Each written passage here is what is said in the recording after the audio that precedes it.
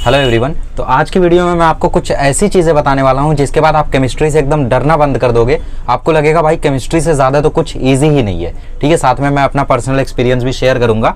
तो शुरू करते हैं केमिस्ट्री के बारे में। ठीक है, तो आपको पता है कि आपकी जो केमिस्ट्री है, ठीक है, वो 4 पार्ट्स में बटी हुई है। सबसे पहली आती है फिजिकल केमिस्ट्री, दूसरी आती है इनऑर्गेनिक केमिस्ट्री, तीसरी आती है organic chemistry, last but not the least applied chemistry. Weightage की बात करें तो सबसे ज़्यादा वेटेज कैरी करता है फिजिकल केमिस्ट्री 36 नंबर, फिर इनऑर्गेनिक केमिस्ट्री 16-17 नंबर, फिर ऑर्गेनिक केमिस्ट्री 21 नंबर, फिर अप्लाइड केमिस्ट्री 8-10 नंबर। ठीक है, ये मैंने मार्क्स विद ऑप्शन बताया, मतलब 98 में से। ठीक है, तो सबसे ज़्यादा वेटेज फिजिकल केमिस्ट्री कैरी करता है। इसमें 6 चैप्टर्स हैं आपके और सारे चैप्टर बहुत ही ज़्यादा ईजी हैं। और आपको डिस्क्रिप्शन में 20 मिनट रिवीजन सीरीज मिल जाएगी जिसमें आप फिजिकल केमिस्ट्री के 5 वीडियोस मैंने डाले हैं। उन 5 लेक्चर्स को देख के प्रॉपर अपना रिवीजन कर सकते हो। ठीक है, अच्छा, इन 6 चैप्टर में से अगर आप कोई 5 चैप्टर भी करके जाते हो ना, तो भी आप फिजिकल केमिस्ट्री में 36 में से 28 लेकर आओगे। ठीक है, इनऑर्गेनिक केमिस्ट्री में तो कोई चैप्टर आपको छोड़ना ही नहीं है। 3 चैप्टर्स हैं, तीनों के 1 शॉट आपको डिस्क्रिप्शन में मिल जाएंगे, उनको देख लो। उससे ज़्यादा कुछ करना ही नहीं है। ये तीनों चैप्टर इतने ईजी है ना भाई कि इसमें कुछ ज़्यादा होता ही नहीं है। बहुत ही सिंपल से फंडे हैं, सिंपल सी चीज़ें हैं, वही हर साल आती है। ठीक है, वो तीनों होता है। अब ऑर्गेनिक केमिस्ट्री में भी कुछ पर्टिकुलर रिएक्शंस ऐसे हैं जो हर साल रिपीट होते हैं, तो उनको आपको ढूंढना पड़ेगा, वो आप कर लो। अप्लाइड केमिस्ट्री में 2 चैप्टर है और वो दोनों ही चैप्टर बहुत ही ज़्यादा इजी है। एक इंट्रोडक्शन टू ग्रीन केमिस्ट्री और एक पॉलीमर्स, बहुत ही ज़्यादा है। ठीक है, इजीली आप कर सकते हो। बाकी बायोमॉलिक्यूल थोड़ा हार्ड होता है, लेकिन उनको कर सकते हो। अगर आप ये 6, 3, 9, 2, 11 चैप्टर भी करते हो ना, और इन चैप्टर्स में से जो चैप्टर बचे हुए हैं यहाँ पे, उन चैप्टर से थोड़ा बहुत आइडिया रखते हो, तो भी आप लोग अच्छे से अच्छा स्कोर कर सकते हो इसमें इजीली, बहुत ही आसानी से। तो बेसिकली आज की वीडियो में सबसे पहले हम लोग ये डिस्कस करेंगे कि किसी भी केमिस्ट्री के चैप्टर को आपको किस तरीके से करना है। दूसरी चीज ये डिस्कस करेंगे कि रिवीजन आपको कैसे करना है पूरी केमिस्ट्री का। और तीसरी चीज हम ये डिस्कस करेंगे कि कौन से चैप्टर्स इसमें से सबसे ज्यादा इंपॉर्टेंट है। और फाइनली हम ये डिस्कस करेंगे कि आपको अगर सिर्फ पास होना है तो कौन से चैप्टर्स आपको करने हैं जो इजी भी है और स्कोरिंग भी है। चलिए, अभी सबसे पहले हम लोग ये डिस्कस करते हैं कि अगर आप कोई भी चैप्टर कर रहे हो तो उसमें किन बातों का ध्यान रखना है। देखो, सबसे पहली बात, अगर आप कोई भी चैप्टर करते हो ना, तो लेक्चर्स देखने के बाद आपको सबसे पहले टेक्स्ट बुक से गो थ्रू करना है। ठीक है, टेक्स्ट बुक एक बार देखो कि भाई क्या है, कैसे है, क्या नहीं है। और टेक्स्ट बुक के बाद आप उसमें सॉल्व एग्जांपल्स देखो, मतलब गो थ्रू करते करते ही आप सॉल्व एग्जांपल्स भी देखो कि कैसे क्वेश्चंस पूछा हुआ है। क्योंकि मेन बोर्ड एग्जाम में जो न्यूमेरिकल्स आएंगे ना, वो कहीं एक्सरसाइज से नहीं आएंगे। एक तो देखो केमिस्ट्री में न्यूमेरिकल्स कम आते हैं, तो जो भी आते हैं वो सॉल्व एग्जाम्पल से ही आते हैं। 4 न्यूमेरिकल आएगा तो 3 सॉल्व एग्जाम्पल में से होगा फॉर श्योर। ठीक है, तो सॉल्व एग्जाम्पल्स देखो। सॉल्व एग्जाम्पल्स देखने के बाद आप एक्सरसाइज पे जाओ कि एक्सरसाइज में क्वेश्चन हमसे क्या क्या पूछ रहा है, और उन क्वेश्चंस के फिर आंसर ढूंढने की कोशिश करो। धीरे धीरे चैप्टर आपके दिमाग में बैठ जाएगा। ठीक है, तो इससे देखो होगा क्या। हाँ, एक्सरसाइज के बाद एक्सरसाइज के न्यूमेरिकल्स अगर आप करना चाहते हो तो कर लो। वैसे ये मैं ऑप्शनल रखता हूँ, लेकिन फिर भी कर लोगे तो बेटर रहेगा। तो बेसिकली ये 5 स्टेप प्रोसेस करने के बाद ना आप एक ही चीज को 5 बार कर लेते हो। देखो कैसे, आप जब लेक्चर्स को देखते हो तो एक बार आपका चैप्टर हुआ, आप टेक्स्ट बुक से गो थ्रू कर रहे हो तो पूरा लेक्चर आपके दिमाग में एक बार रिवाइज होगा। आप कोई भी डेफिनेशन पढ़ोगे तो आपको उस टीचर की आवाज आएगी जिस टीचर ने आपने पढ़ाया होगा। और फिर उसके बाद सॉल्व एग्जाम्पल करोगे तो ऑब्वियसली न्यूमेरिकल वगैरह थोड़ा ध्यान देगा। फिर जब एक्सरसाइज आप करोगे तो चैप्टर का आपको दोबारा आइडिया लगेगा, क्योंकि एक्सरसाइज में वही क्वेश्चन पूछा रहेगा जो चैप्टर में रहा होगा। तो आपको जब एक्सरसाइज पढ़ोगे तो आपको चैप्टर का आइडिया लगेगा। फिर लास्ट चीज, जब आप न्यूमेरिकल्स को सॉल्व करोगे तो आपको परफेक्शन मिलेगा। ठीक है, उस पर्टिकुलर कॉन्सेप्ट पे आपको थोड़ा सा परफेक्शन मिलेगा। ओके, तो ये चीजें होती है। तो ये आपको बहुत ही ज्यादा जरूरी होता है किसी भी चैप्टर को करने के लिए। चलिए, अभी मैं आपको ये बता दूं कि केमिस्ट्री का आपको किस तरीके से रिवीजन करना है कि सारे के सारे चैप्टर्स आपके रिवाइज हो जाएं जल्दी से।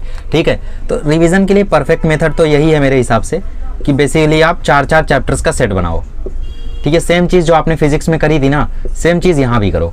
4 चैप्टर्स का सेट बनाओ, या फिर ऐसा सेट बना सकते हो, आज पूरा फिजिकल केमिस्ट्री रिवाइज करूंगा, कल पूरा इनऑर्गेनिक, परसों पूरा ऑर्गेनिक, और तीसरे दिन पूरा अप्लाइड केमिस्ट्री। ये भी कर सकते हो आपकी, ठीक है, या तो आप ये भी कर सकते हो। सिंपल प्रोसेस है, वही आपको करना है। नोट से पूरा गो थ्रू करो।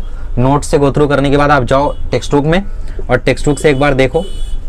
ठीक है, जब आप नोट्स को रिवाइज कर रहे होते हो ना, तो इसमें कुछ लॉज होते हैं, कुछ डेफिनेशंस होती हैं, उनको आप क्या करो, अपनी टेक्स्ट बुक में, अपने पर्टिकुलर रफ बुक में लिखते चलो, ताकि वो आपके दिमाग में फिट होते जाए। क्योंकि वो चीज़ें याद तो रहेंगी नहीं ना, फिर थोड़ा लिखोगे तो आपको रिटेंशन पावर मिलता है। ठीक है, लिख के याद करने से चीज़ें याद होती हैं। बहुत पुराना लेसन है, राइट। फिर टेक्स्ट बुक आप एक बार गो थ्रू करो टेक्स्ट बुक से, और टेक्स्ट बुक के साथ आप सॉल्व एग्जाम्पल भी करो। और सॉल्व एग्जाम्पल जब आप कर लेते हो तो उसके बाद एक्सरसाइज करो।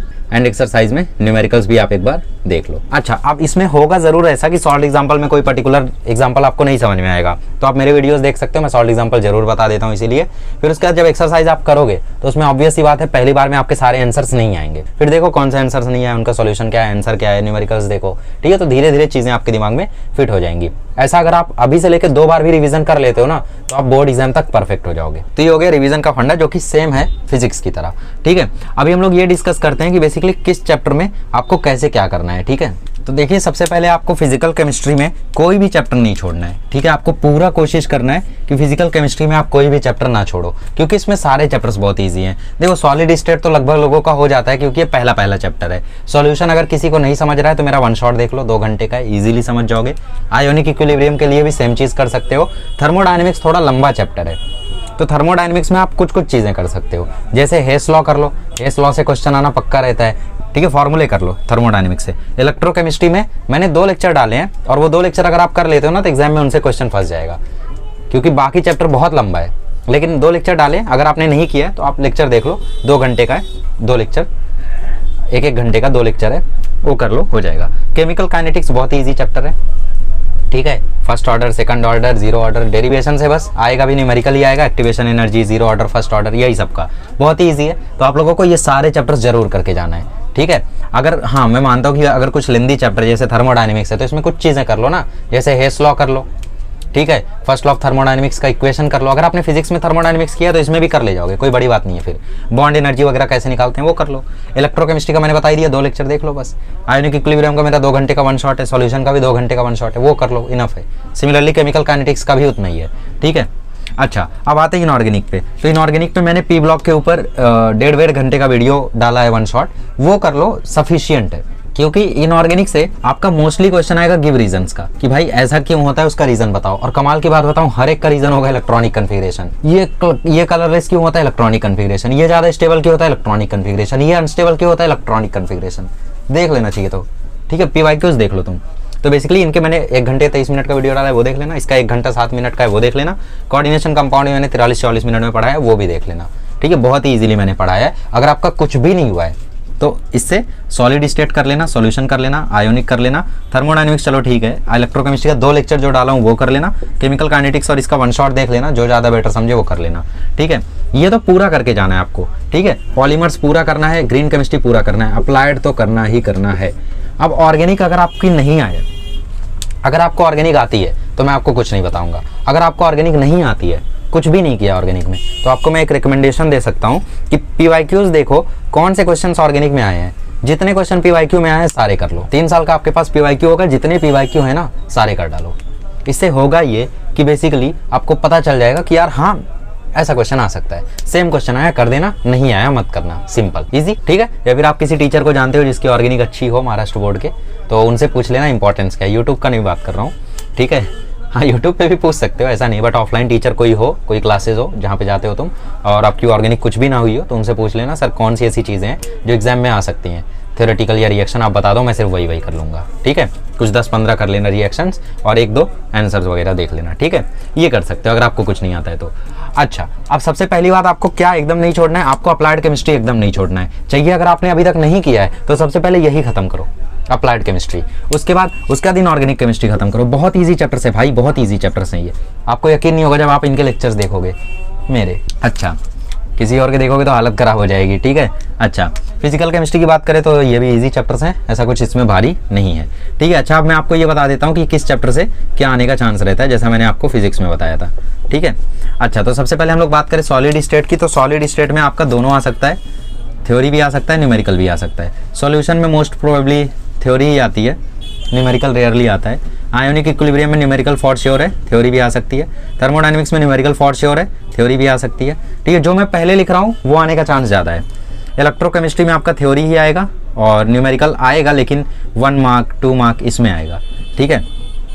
केमिकल काइनेटिक्स में सबसे इंपॉर्टेंट है डेरिवेशन, डेरिवेशन के बाद न्यूमेरिकल, थ्योरी नहीं आती है इसमें, ठीक है। पी ब्लॉक में सिंपली गिव रीजन का क्वेश्चन आएगा, डी ब्लॉक में भी गिव रीजन का क्वेश्चन आएगा। कोऑर्डिनेशन कंपाउंड से इफेक्टिव एटॉमिक नंबर या फिर स्टेबिलिटी या फिर सिंपल क्वेश्चन आपसे पूछ सकता है, तो वो आप लोग करके रखना, ठीक है। पॉलीमर ग्रीन केमिस्ट्री से आपको आखिरी जो सेक्शन होता है ना, जिसमें 5 में से 3 करना होता है, उसमें एक क्वेश्चन पक्का है इसमें से, what is green chemistry, what are the effects of this, ठीक है, ऐसा क्वेश्चन आपको पूछ सकता है। तो इन चीज़ों का थोड़ा सा ध्यान रखना, ठीक है। अभी मैं आपको ये बता देता हूँ कि अगर आपको सिर्फ पास होना है तो कौन से चैप्टर करके जाने हैं। तो ये 3 चैप्टर कर लो इनऑर्गेनिक की, पास हो जाओगे। ग्रीन केमिस्ट्री कर लो, थोड़ा एक्स्ट्रा आ जाएगा। और उसके बाद अगर तुम्हारे पास टाइम बचता है तो फिजिकल में से कोई भी पसंद के 4 चैप्टर उठा लो, ठीक है। वो भी 4 मैं बताता हूँ कौन से, ठीक है। 2nd, 3rd, 5th, 6th में से कोई 4 उठा लो। 5th चैप्टर का मेरा 2 लेक्चर देखो सिर्फ, और बाकी 3 चैप्टर का आपको जो करना है करो, ये उठा लो। आप पासिंग से बहुत ज़्यादा ले आओगे, ठीक है। और अगर कोई कह रहा है मुझे सर बस 80 तक किसी तरीके से पहुंचना है और मेरी ऑर्गेनिक नहीं हुई है, तो मैं बोलूँगा तुम ऑर्गेनिक पूरी छोड़ो, ऑर्गेनिक पूरी छोड़ दो, सिर्फ ये करके जाओ, तुम्हारा 80 आएगा। अपना बताता हूँ मैं तुम्हें, मैंने इलेक्ट्रोकेमिस्ट्री नहीं किया था, मेरा कोऑर्डिनेशन कंपाउंड हल्का था, मेरा पॉलीमर नहीं हुआ था, मेरा बायोमॉलिक्यूल ये पूरा नहीं हुआ था मेरा। तो मैंने कितना 5, 6, 7, 8 चैप्टर मैंने छोड़ दिए थे, सिर्फ 8 चैप्टर करके गया था, और मेरे आते 45, ठीक है। 74 एट लास्ट आए 100 में से, तो मैं 6 नंबर से चूक गया। अब मैं तुम्हें बताता हूँ, मैंने सॉलिड स्टेट का न्यूमेरिकल गलत कर दिया था, मैंने आयोनिक इक्विलिब्रियम का न्यूमेरिकल गलत कर दिया था। 2 नंबर यहाँ गया, ये 3 नंबर वाला था PKA वाला, ठीक है, इजी सा क्वेश्चन था, वो मेरे से गलत हो गया था, वो मैंने 1 शॉट में तुम्हें कराया है, ठीक है। तो 5 नंबर तो मेरा यहीं चला गया था। और साथ ही में इलेक्ट्रोकेमिस्ट्री का मैंने 1 मार्क का एक E0 सेल निकालने के लिए आया था, वो गलत कर दिया था, तो मेरा 6 नंबर यहाँ गया था, वरना मेरा 80 आ जाता। जबकि मैंने पॉलीमर भी छोड़ा था, ये पूरा भी छोड़ा था, यहाँ से इलेक्ट्रोकेमिस्ट्री भी छोड़ा था, कोऑर्डिनेशन कंपाउंड भी लगभग छोड़ा था, EAN वगैरह आता था मुझे, और EAN शायद एग्जाम में आता तो कर लिया था, ठीक है। तो बेसिकली अगर आपको सिर्फ 80 तक जाना है तो इतनी चीज़ें कर लो।